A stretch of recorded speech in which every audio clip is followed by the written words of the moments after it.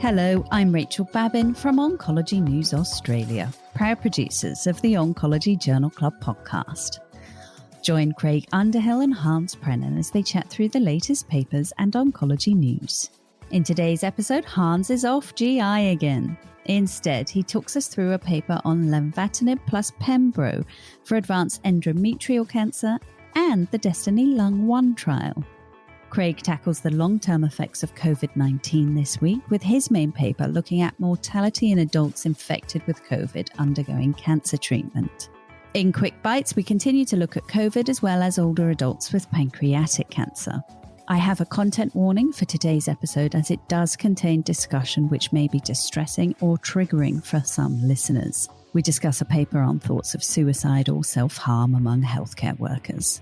Lifeline's 24/7 crisis support phone number is 13 11 14 in Australia. Eva Segalov is on holiday, but she has joined us for the Paper That Changed My Practice segment with Jess Smith from Yoga. You'll find links to all of the papers, bios and Twitter handles in the notes on our website. So join us for the most relaxed oncology education podcast. Reach out to us on Twitter using hashtag OJC. For regular news and podcast updates, subscribe to the Oncology newsletter on oncologynews.com.au. It's free and it's a great way to support the OJC. This is Rachel Babin and this is the Oncology Podcast. G'day. Hang on. Where is Eva? Oh, did you work that out? I'm not Eva, Hans, but yeah, your voice sounded a bit lower.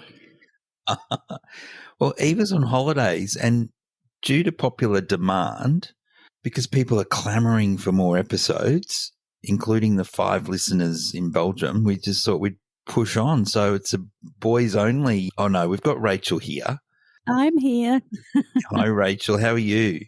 How's everything in your part of the world? We're all a little bit scared about President Putin, but we'll carry on, keep on carrying on. Yeah, so is there some fear in Europe about what's going on? Because we feel like we're so far away. But you are far away. Yeah. Really? For us, it's very close because we see, for you, 1,000 kilometers is really nothing. It's in the same country. For us, it's in 1,000 kilometers. I'm in Ukraine. How many?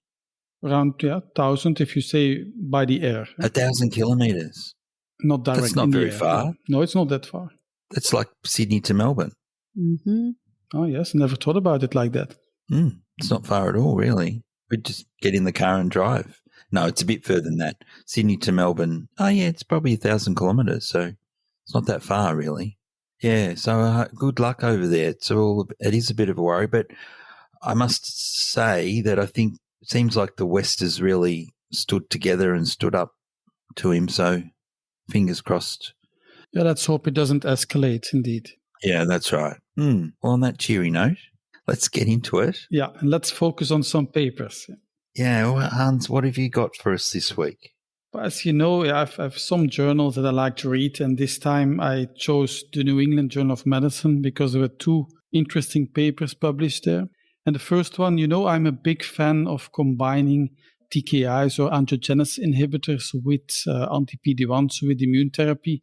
So this paper is about lenvatinib plus pembrolizumab in patients with endometrial cancer. It's published in the first issue of 2022 in New England. There was previously a phase 2 study that looked at this combination. It was very promising, so that's why they made this phase 3 study. And the main inclusion was that these patients with endometrial cancer had to have at least 1 platinum-based chemotherapy. They got then lenvatinib plus pembrolizumab versus chemotherapy. So the chemo was either doxorubicin or paclitaxel, so the physician could choose. In total, we had 827 patients, and very important, they were not only deficient mismatch repair patients, so 130 had deficiency in mismatch repair genes, while 697 were proficient. So that's very important to know. So not only the patients with MSI were included. The PFS was 6.6 months versus 3.8 months in chemo. Overall survival, 17 months versus 12 months. So a significant difference between the 2 groups. And if you look at the curves, you see that they separate very early and they remain consistent. So there's a benefit. And then they looked as usual in subgroups, and there was a benefit in all subgroups. There was not real difference in quality of life. The only limitation a little bit of the study was it was a relatively short duration of follow-up, but I think that the study shows that this could be a new standard in the near future. The second paper in the New England, in the same issue, was also one about our favorite drug. What is our favorite drug, Craig? Regalgalax? Almost right. I meant trastuzumab deruxtecan. That's the other one. Yeah. Isn't it trastuzumab deruxtecan TXB or something? It's possible. I just call it trastuzumab deruxtecan. So this time it was in your favorite tumor type, in lung cancer, because Eva told me I should not always discuss GI. So that's why I discuss now endometrial and lung. So this study she's still here, even though she's not here. She's still influencing. She's still you. here, even if we can't see and can't hear her. Indeed, yeah. So this is the Destiny Lung 1 trial. We have discussed it before, but now it's published in New England. Just as a reminder, it's actually a large phase 2 study with trastuzumab deruxtecan 6.4 milligram per kilogram, because remember, the dose is quite important. And it's in patients with metastatic HER2 mutant non-small cell lung cancer that were refractory to chemo. 91 patients, so not huge, but on the other hand, HER2 is not that frequent in non-small cell lung cancer. And they showed a response rate of 55%. So I think in a chemo-refractory population is quite good. The median duration of response was 9.3 months. And most importantly, and I think everybody knows this by now, you should be aware of a possibility of interstitial lung disease. So there was this side effect in 26% of patients. Luckily, most of the times manageable, but still there were 2 deaths due to this interstitial lung disease in this group. So it keeps on a point of attention. But I think it's also one of the new standards in this disease, Craig. Yeah, interesting paper, Hans. And just back to the lenvatinib plus pembro for advanced endometrial cancer. And you're a professor and you understand this stuff more than me, but what's the biological plausibility about these combinations of the TKIs and IOs? Because we're seeing this kind of like recurrent theme, aren't we, in other tumors as well, with this combination of TKI and checkpoint inhibitor. So how do they interact? It's not so mainly the TKI, because we see it in HCC with bevacizumab as well. So it's mainly the anti-angiogenic effect, and it has to do but it's all theoretically that the VEGF receptors also involved in the immune system, etc., etc. So there are a lot of biological reasons, but as usually in oncology, we don't really know. So that's all. One question is also why does bevacizumab on its own doesn't work in colon cancer, and when it combined with chemo, you see an improvement in the effect. Here's a bit the same. We know that VEGF plays a role in the immune system, but how it specifically interacts, to my knowledge, is not really in detail known. So we've still got a bit of work to do to work all that out, really. Yeah, but it seems very promising in multiple tumor types. So that's why that's a combination I really like, and I think it's one of the future combinations we'll use a lot. Yeah. Okay. So what did you pick as main papers, Craig? I picked one from JAMA Network, which, is a journal that we like, and it's about mortality among adults with cancer undergoing chemotherapy or immunotherapy and infected with COVID-19. So we learned in the last episode that, unfortunately, we know that cancer patients do worse if they're infected with COVID, a higher mortality rate. And we learned in the last episode that that's regardless of vaccination. So they just do worse. And so we talked about the importance of not only vaccination, but still all those other public health measures like masks, distancing is important in susceptible patients.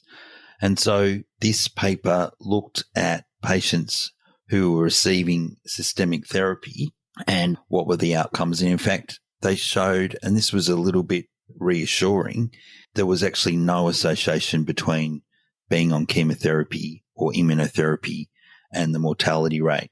So in fact, the patients who were on immunotherapy, there was a trend towards them doing a little bit better than patients not receiving treatment, but there was no extra adverse outcomes for people on chemotherapy. That's a little bit counterintuitive, but nevertheless, that was the findings.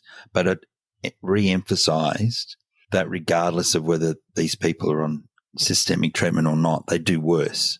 And in particular, it's the people with blood cancers and people with lung cancer. So we've learnt that, in other studies in the past. So this was from a huge database called the UK Coronavirus Cancer Monitoring Project. So it's a prospective cohort study, 69 UK hospitals. And this was from early on. This is from in the first wave of the pandemic in 2020. But there you go. So there's some reassurance that, yes, these people do worse, but we probably can safely continue their systemic treatment and not do them more harm. What do you do in your practice, Hans? During the big Omicron wave, were you giving people holidays or taking any extra precautions? Not really, because as you mentioned correctly, I think it confirms what we already know, that it's mainly in lung cancer, in hematological tumors, that we have to be a little bit careful. But I must say that we had no serious issues with patients with COVID. The only problem that we have is that when they have COVID, the hospital looks at them like they're more infectious for quite some time. So to give them chemotherapy, I have to put them in a separate room for 3 or 4 weeks after the COVID infection if I want to give chemo. But for me, I give chemo even if they recovered already 1 or 2 weeks after the infection without any issues. Early on in the Omicron wave, when it was a bit unclear, I was giving some, more elderly or palliative patients who were doing well, just giving them a brief chemotherapy holiday. We sort of know that's not detrimental to their overall survival. So I was giving them a pause, and we've loosened up our restrictions on growth factors so we can use them more easily now. So most patients on chemotherapy are giving growth factors too. So, but this is gives us some reassurance. All right. What about your quick bites, Hans? So it means you have only one main paper this week, Greg. That's correct. Okay, but maybe you have a special topic still. Maybe we'll discuss after the short bites. Yeah. So for my short bites, I selected 2 of them. One is in JAMA Oncology, the other one in Lancet Oncology, both very recently published. The first one is an interesting one. It's patterns of adjuvant chemo and association with survival in adults 80 years and older with pancreatic cancer. And it's a retrospective cohort study of patients from hospitals across the US. In total, 2,569 patients that were 80 years and older that underwent surgery. That was already quite a lot, and it's something I see in our hospital as well. The age is not the limit to do Whipple operation for pancreatic cancer, as long as they're good. And 1 out of 2 of these patients got adjuvant chemotherapy. And this is for me a bit surprising, because if I see a patient with pancreatic cancer over 80, I'm not a bit reluctant to give adjuvant chemo. But what they show is that the overall survival was 17.2 months in the adjuvant group versus 12.7 for those that didn't receive. Of course, it's not a randomized study. You have a lot of selection bias because maybe they only give chemo to the good 80 years old, but on the other hand, they all received surgery, so that they must be not that bad to get. But I think the conclusion, and that's something I can follow, is that age alone should not preclude patients from curative intent surgery and chemotherapy. The second paper is, and this is a negative study, but I think we have to discuss negative studies as well. This is published in Lancet Oncology very recently. And the goal was to establish whether if you add trastuzumab to chemoradiotherapy with carboplatin paclitaxel in HER2-positive esophageal cancer, does it improve outcome? And they included 200 patients, so 100 in each group. One group classical chemoradio, the other one had also anti-HER2 trastuzumab, and the disease-free survival was 19 versus 14 months, but this was not significant. So there was, a bit to my surprise, no benefit here. Why? We don't really know, because we see in the gastric cancer, in a perioperative setting, that there is some benefit of adding anti-HER2, so why not here? I don't really know. Yeah, so just tell the listeners, Hans, how many patients with gastroesophageal cancer have HER2? The junction tumors, it's around 20%, so quite high. So it depends a bit on the location, but let's say 1 out of 5. And this was just straight trastuzumab. It wasn't trastuzumab deruxtecan. No, this was trastuzumab alone, yeah. All right. So I thought I'd just keep going with the COVID theme and a couple of interesting papers. So the first one is a paper, The Long-Term Cardiovascular Outcomes of COVID-19. It was published in one of your favorite journals, Hans. Nature Medicine. Nature Medicine. Fantastic. So this is an interesting study looking at cardiovascular complications of acute coronavirus, COVID-19, and the post-acute cardiovascular manifestations. It was a database from the US Department of Veterans Affairs, 153,000 individuals with COVID-19, as well as 2 sets of control cohorts with 5.6 million and 5.8 million respectively, looking at the risks and 1-year burdens of cardiovascular outcomes, not just death. So 30 days after infection, individuals with COVID-19 are at increased risk of cardiovascular disease, including strokes, dysrhythmias, ischemic heart disease, pericarditis, myocarditis, heart failure, thromboembolic disease. So I think this is just not just in cancer patients, this is in general population, but we're seeing more and more of our cancer patients getting COVID, much more in the Omicron wave and the post-Omicron situation than we did with Alpha and Delta. So I think it's just for everyone to be mindful of this increased risk of cardiovascular problems that we probably need to monitor for. Why does that happen? So a paper actually from Australia, from the Kirby Institute and also the Doherty Institute and investigators at Monash, showing that immunological dysfunction persists for 8 months following initial mild to moderate SARS-CoV-2 infection. So again, this was with a set of patients who had long COVID with some matched controls and showing that a number of inflammatory markers were raised and persisted for many months after COVID-19. So that's interesting postulation as to perhaps how cardiovascular and other neurological and other inflammatory syndromes might manifest afterwards. And the third paper, I hope this isn't a bit depressing for people, but I think it's important that we do touch on this topic. And this is thoughts of suicide amongst Australian healthcare workers during the COVID-19 pandemic. So they looked at the prevalence and predictors of thoughts of suicide or self-harm amongst healthcare workers and help seeking amongst those healthcare workers. So this was an online survey of healthcare workers during the second wave of the COVID-19 pandemic, and they showed that 1 in 10 Australian healthcare workers reported thoughts of suicide or self-harm during the pandemic, with certain groups being more vulnerable.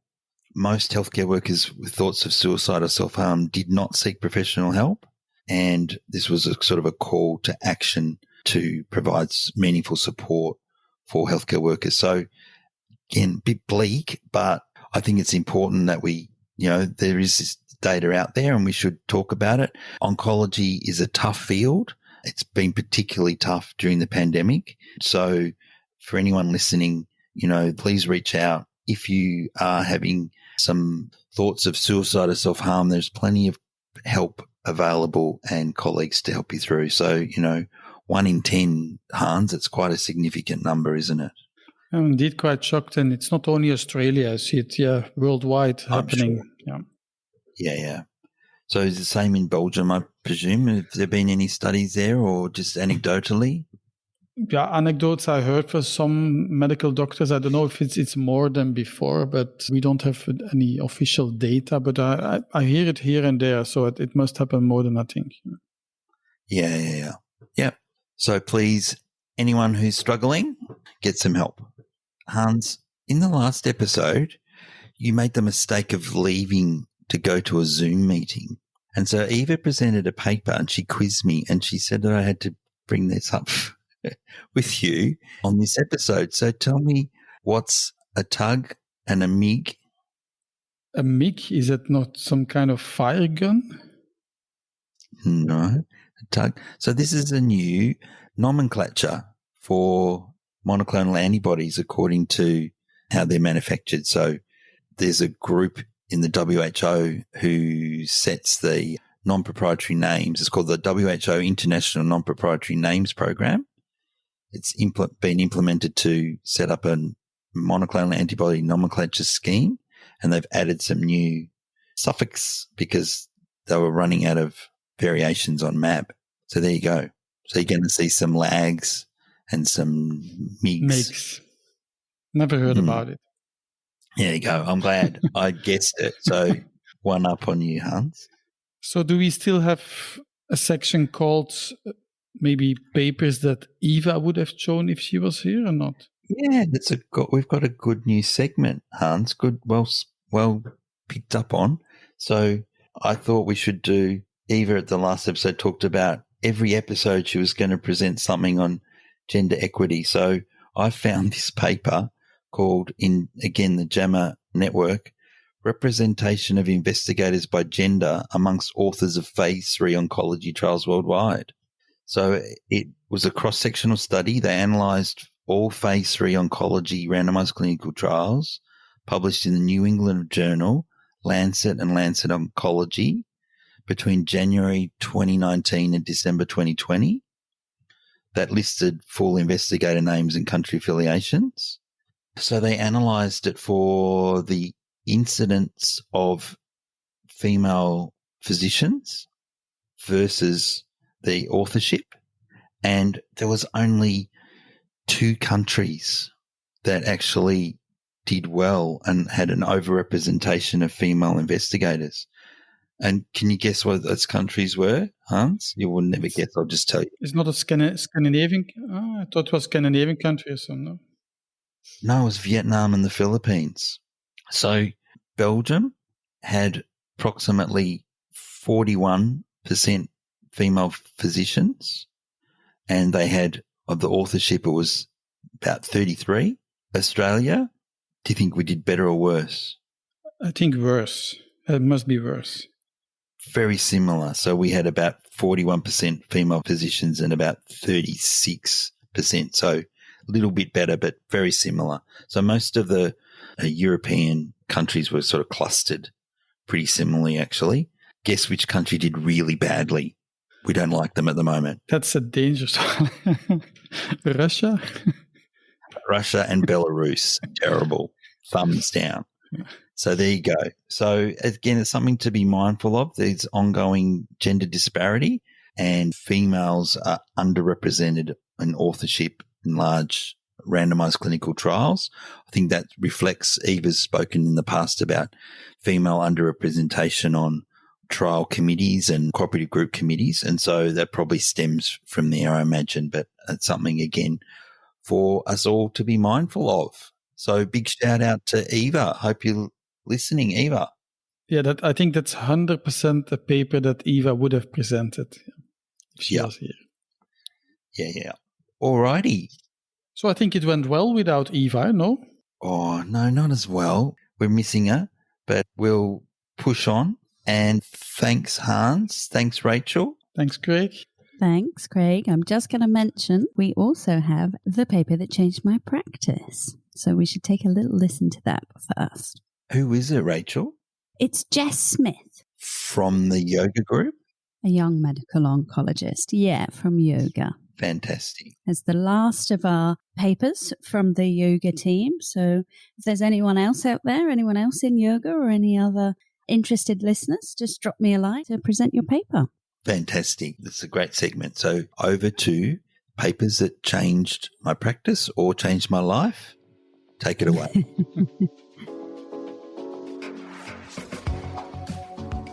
So it's a great pleasure to speak to the current chair of yoga, the Young Oncologist Group of Australia, Jess Smith. And if you haven't heard our special OJC Meets Yoga podcast, it's worth a listen. It's all about the problems, the challenges, but also the benefits of being a young oncologist, and something that I can only wish and dream about, but will never again happen to me. So, Jess, what paper of all the literature in the world have you chosen as the paper that changed your practice? The paper that I've chosen is from ESMO back in 2017, so pre-COVID times, and it's Professional Burnout in European Young Oncologists, results of the European Society for Medical Oncology Young Oncologist Committee Burnout Survey by Banerjee. So the reason why I chose this paper is I initially found out about this paper and heard about it from a colleague as part of a presentation. So it's actually from the team out at Orange, so Pete Fox and Rob Zielinski. And they were having a discussion and went on to do a presentation to discuss work-life balance and how to prevent burnout. And so that's when I first went through and read this paper. It was really great hearing from some colleagues and some oncologists I look up to and have a lot of respect for, who discuss the fact that to work in oncology in the long term, it is so important to look after yourself and to kind of create the structure that you want so that you can stay in oncology for the long term as well. When you look at this paper, when you look at you see that it's a worldwide issue that comes up time and time again. There are countless publications. We've got MOGA workforce components to it. Zani up in Queensland also did a great publication as well, looking at the same issue again and again. You can see that the burnout rate amongst young oncologists is so high. And just to hear colleagues advocating for a work-life balance and self-care, which is so important to me. Well, Jess, the hallmark of a good paper that changed my practice is whether you convince me to go and read the paper. I am, of course, familiar with Susie Banerjee's leadership in this issue, and particularly over COVID and the surveys over COVID, but I wasn't aware of this pre-COVID paper. So congratulations. We should have a little gong if I'm going to go and read the paper like you. This is definitely one that not only will I read, but I think everyone who listens. I'm glad that you've learned about work-life balance from the master himself, Rob Zielinski. Shout out to Rob. But, you know, Rob's seen a lot from being a sort of sole practitioner in Orange, or one of only a few, and then growing the practice and really learning in a regional setting how to have work-life balance, which sometimes can be harder than in a very large city hospital. So, Jess, fantastic paper. It's been a real pleasure speaking to you today and on our special yoga edition. Thank you very much. Thank you.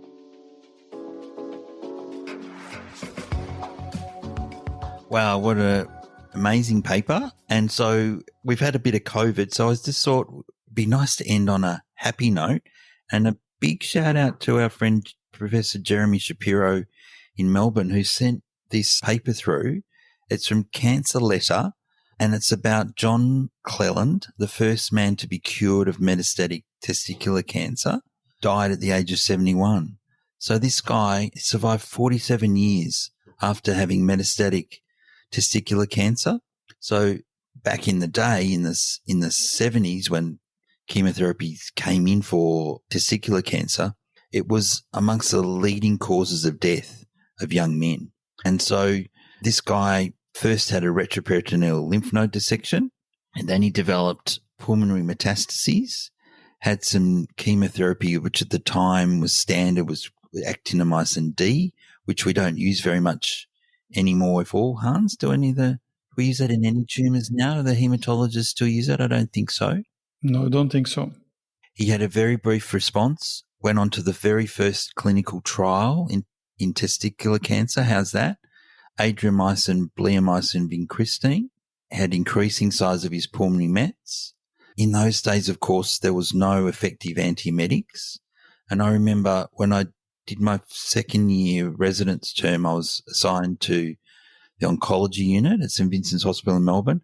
And one of my jobs was to clerk in the patients who were having chemo for that day, because most of them stayed overnight for hydration, and we gave them essentially sedation to get through the emesis, which was, I remember that. It was a pretty terrible time. And it was, when the 5-HT3 antagonist came in, it was like a revolution. So then the guy, he failed that, and then he went referred to a cisplatin phase 2 study with Larry Einhorn. So this was his 4th line therapy, and he basically, to this day, remained in remission and married, had children. It's a lovely article. He's just so happy that he lived for such a long time, died at the age of 71. So it just shows, how far the field's come in a short space of time, and we can look forward to the future, I think, with a lot of hope. Thank you, Craig, for these nice notes at the end. I think we had a great episode again. Yeah, thanks, Jeremy, for sending in. And I'd like to, a colleague of mine that I was looking after passed away today, neuroendocrine tumour. We're very sorry to hear that, Craig. Yeah, great guy, Dr. Timothy Landy in Albury, who was a doyen of general medicine here, really was one of the first physicians in Albury. Worked exceptionally hard for many years to do so much in the medical community and for the broader community. Passed away of a cancer today. It's very sad. So thank you, Tim. So that's all for this episode. Thank you to all our listeners. We know you're all working, dedicated oncology professionals, most of you. And so thanks very much for your support of the podcast. Thanks, Hans. Thanks, Craig. And thanks, Rachel. Thank you. And stay safe over there in Europe. Yep. And we'll see you again next week. Yep. Bye-bye. See you soon. Bye-bye. You've been listening to the Oncology Podcast. If you enjoyed today's edition and would like to subscribe, head over to our website, oncologynews.com.au, and sign up to our newsletter. Thanks for listening.